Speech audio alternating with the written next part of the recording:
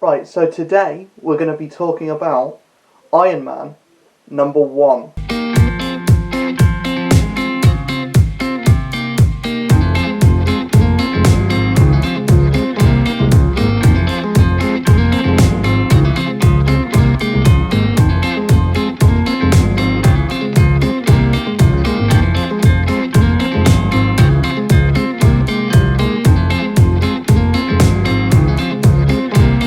So, Iron Man #1 is, first of all, new #1. Always exciting when there's a new #1. And it's Iron Man, which I've been waiting for Iron Man to get a new book since the last book finished, because I actually really enjoyed the Dan Slott run. I thought it was pretty good. It was very it was very much like his Spider-Man run. It was practically the same book, just with Iron Man. And it felt like when he was writing Spider-Man, he was actually writing Iron Man. So now that he was writing Iron Man, it felt like a good fit. But now we have a new #1 with a new writer, new artist, and first off, I just have to say, the artwork in this book is gorgeous. It's outstanding. It's probably the best part of the book, and it's why I'm going to continue reading this. Because the actual writing it's okay. It's not great. I don't think this is going to be like the new best thing at Marvel. But then again, it's Iron Man, and Iron Man's never really been the best thing at Marvel since, like, I think Extremis came out. But even then, but the artwork is definitely what's getting me into the book. So the actual main story is Tony Stark is going through like a rebrand. He's sworn off technology. He's moved out of the like $3 billion mansion, and he's like living in this small apartment, and he's sworn off social media. He throws his phone off a cliff, and he smashes his car and gets a new car that's like more laid back. He starts doing like street races. It's very like he's basically having a midlife crisis.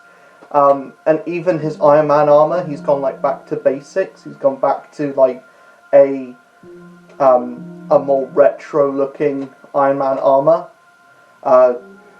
Janet Van Dyne comes, and like she was the love interest in the last run. She comes to his new apartment and basically says, "Look, I'm gonna break up with you. It's it's not working out."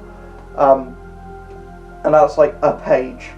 And she's still like microscopic when she tells him, and I'm like, that's a bit lazy, that's a bit cheap. I wish there was like a bit more to that, and we had a bit more of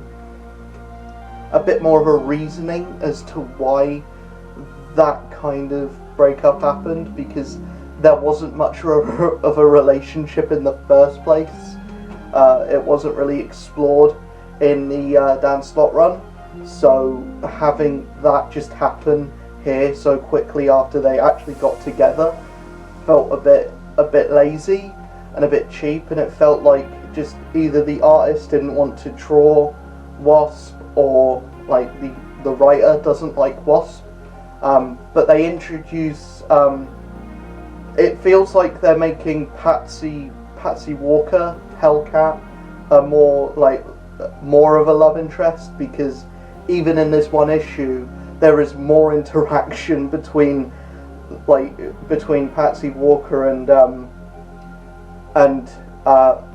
Tony Stark than there was between Janet Van Dyne and Tony Stark in the entire Slott run. And they end up Tony Stark ends up throwing this party for a load of business entrepreneurs and people that know him from Stark that keep offering him jobs, and he's like, no, I'm retired. I'm not part of that life anymore. I just want to use all of the money that I have and put that solely into being Iron Man. But everyone's like, look, I want you to invest in this company, and this company, and that company. I have this idea where we can capture lightning in a bottle, and he's like, yeah, I'll keep that in mind because lightning is cool. That's the only reason. And then Iron Man and Hellcat basically just like leave, and they see like this helicopter on top of a library, and inside that library is like the unicorn. Who remembers the unicorn? Like that's such a weird choice of villain. Like the fucking unicorn. It's like he's not going to be in a movie anytime soon. He hasn't been used since like the fucking 60s. But you know, the unicorn. He's in this book.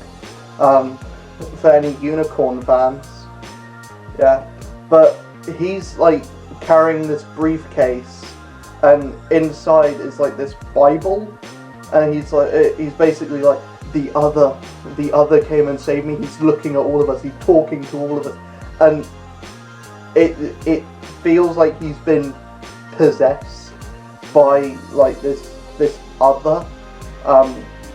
Feels like something out of a Thor book more than anything. It feels like something out of a Thor book or something out of Immortal Hulk. It doesn't feel like an Iron Man thing to be dealing with. But he's like possessed, and then obviously a big fight ensues. Unicorn gets beaten, and that's the end. And that's the end of the issue. Iron Man also gets struck by this like purple bolt of lightning, and he's like, "What the fuck is going on?" And so, presumably, the rest of the arc or the rest of the run is going to be dealing with what is this other, what's going on, and also the guy who made the whole like capturing lightning in a bottle like pitch to Tony. He's going to be important. It feels like, but I really don't think this issue was a great first issue, because there's the whole like subplot of Tony Stark, like he's like making these tweets, and all of the comments are just like, "You suck, get a fucking real job, go fuck yourself," and then by the like end of the issue, it's just got the Iron Man account has been deleted.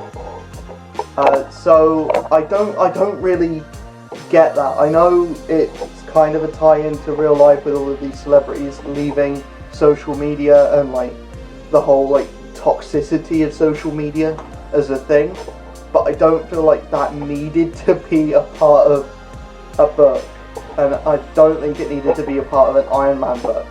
And if there's any book that it fits in, Iron Man is the book, but I don't necessarily think that's a interesting story choice, in my opinion. Maybe some people may think it's a really good story choice. Some people may think, oh, that's really interesting. I really like seeing my comic book characters deal with online trolls, but I just don't think, like, that's not why I read comics. I read comics just for, oh, bad guy versus good guy, they're punching each other now. Like, and occasionally a good story, because, you know, I'm a story man. Just give me a bit of story. But, you know, the only thing I really like is the design of the new Iron Man armor is really cool. I like the decision to get rid of Wasp, because she wasn't interesting as a love interest for Tony, and I like the decision to bring in Patsy Walker, because I think that's a more interesting choice for a love interest. Everything else is kind of just meh. I'm interested to see where it goes, but yeah, I'm not in love with this first issue. But yeah, that's my opinion on Iron Man #1. Let me know in the comments below what you thought of this issue, what you're reading at the moment, and yeah, see you guys in the next video. Peace.